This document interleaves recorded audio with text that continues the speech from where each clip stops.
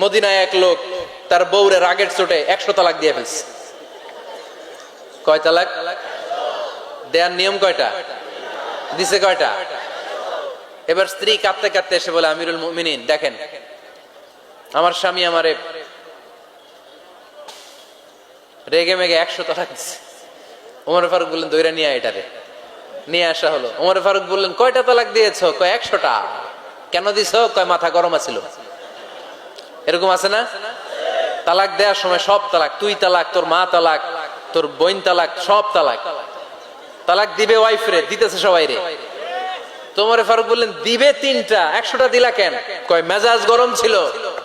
কয় দাঁড়া, আত-তালাকু মিন শাআইরিল্লাহ, তালাক হচ্ছে আল্লাহর দেয়া বিধানের একটা নিদর্শন। এটা নিয়ে তুই খামখেয়ালি করলি। আমার রায় শোন, আমার রায় হচ্ছে 3 তালাকে তোর বউ তালাক, বাকি 97 তালাক তোর পিঠের উপরে পড়বে।